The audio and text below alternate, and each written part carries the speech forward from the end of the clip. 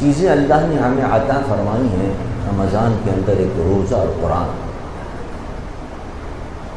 اگر آپ غور فرمائیں تو ان دو کے درمیان ایک خاص مناسبت ہے،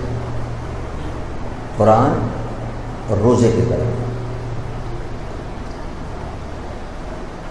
اور کچھ کئی خصوصیات، ایک نہیں کئی خصوصیات ہیں دونوں کے درمیان۔ پہلی خصوصیت تو یہ ہے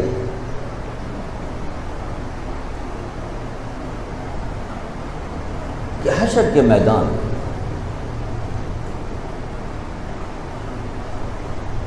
جب کوئی کسی کا پرسان حال نہیں ہوگا،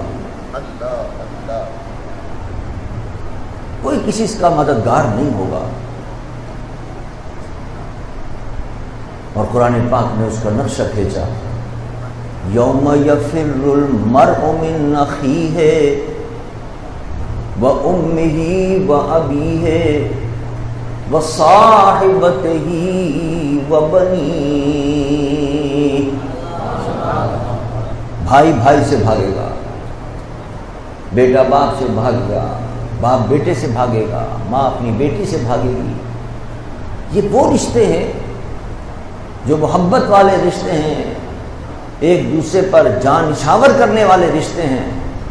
لیکن قیامت کے دن کوئی کسی کا پرسان حال نہیں ہوگا۔ جو ایک دوسرے پر جان چھڑکتے تھے ان سے کہیں گے ہماری مدد کرو، کہیں گے میاں ہمیں اپنی پڑی ہوئی سب تمہاری کیا مدد کریں۔ اس حال کے اندر جبکہ کوئی کسی کا مددگار نہیں ہوگا، اس حشر کے میدان میں اگر کوئی اللہ کی بارگاہ میں سفارش کر کے بخشوائے گا تو وہ قرآن بھی ہوگا، روزہ بھی ہوگا۔ یہ دو کو اللہ نے یہ شان عطا فرمائی ہے اعمال میں سے کہ یہ سفارش کریں گے۔ حدیث مبارک کے اندر آتا ہے روزہ اللہ کی بارگاہ میں عرض کرے گا مولا میری وجہ سے یہ بھوکا رہا سارے دن، یہ ہماری بھوک ہماری پیاس بڑی قیمتی چیز ہے۔ روزہ اس کا ذکر کرے گا اللہ کی بارگاہ میں گرمی کی شدت کے اندر، مئی جون کا مہینہ ہے، کس قدر پیاس لگتی ہے آدمی کو، کھانے کو بھی جی چاہتا ہے، لیکن صرف اللہ کی رضا کے لیے آدمی نہ کھانے کی طرف ہاتھ بڑھاتا ہے نہ پانی کی طرف ہاتھ بڑھاتا ہے۔ ہماری اس کیفیت کو روزہ اللہ کی بارگاہ میں عرض کرے گا مولا میری خاطر اس نے کھانا بھی چھوڑ دیا، میری خاطر گرمی تھی، شدت کی پیاس لگی ہوئی تھی، اس کے اندر اس نے پانی بھی چھوڑ دیا، مولا میں سفارش کرتا ہوں اس کے گناہوں کو معاف فرما دے، اس کو جنت عطا فرما دے۔ قرآن کیا کہے گا؟ قرآن بھی آ جائے گا اللہ کی بارگاہ میں پیش ہو، مولا میں تیرا کلام ہوں، میری وجہ سے اس نے اپنی رات کی نیندیں قربان کر دی۔